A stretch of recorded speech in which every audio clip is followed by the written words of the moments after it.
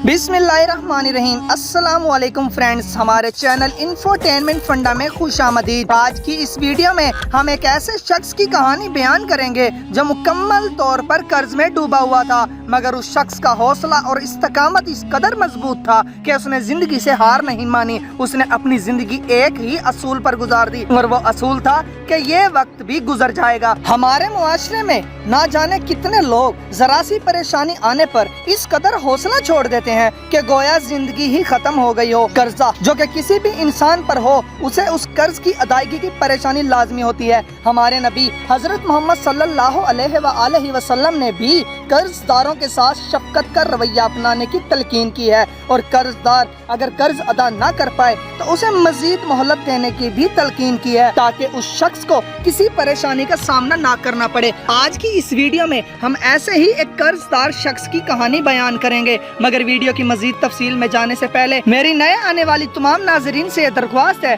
कि अगर अभी तक आपने हमारे इस मुनफरिद चैनल इंफोटेनमेंट फंडा को सब्सक्राइब नहीं किया तो इसे सब्सक्राइब कर लें और साथ लगे बेल आइकॉन को भी प्रेस कर दें, ताकि नए आने वाली तमाम वीडियोस के नोटिफिकेशन आपको मिलते रहें। वीडियो पसंद आने की सूरत में इसे लाइक करें और दोस्तों के साथ शेयर भी जरूर करें। तो एक शख्स ने किसी का कर्ज अदा करना था। कर्ज खुआ ने कर्जदार को मजदूरी के तौर पर बैल के साथ हल में जोत दिया। एक तीसरा शख्स वहां से गुजरा तो उसे कर्जदार की हालत पर तरस आ गया। उसने कर्जदार को कर्ज अदा करने की ऑफर की, लेकिन कर्जदार ने यह कहकर इनकार कर दिया कि ये वक्त भी गुजर जाएगा। खैर, पूरे दिन की बदन तोड़ मेहनत के बाद कर्जदार कर्ज से आजाद हो गया। कुछ अरसा बाद उस तीसरे शख्स का दोबारा उसी इलाके से गुजर हुआ तो उसने सोचा कर्जदार का हाल अहवाल पता कर लूं। जाकर मालूम किया तो इल्म हुआ कि कर्जदार बहुत अमीर कबीर हो गया है। उसने जाकर उससे मुलाकात की और उसकी मौजूदा हालत पर खुशी का इजहार किया तो उस कर्जदार ने मुस्कुराकर जवाब दिया, ये वक्त भी गुजर जाएगा। कुछ अरसा बाद ये शख्स जब दोबारा उस इलाके में गया तो उसे इल्म हुआ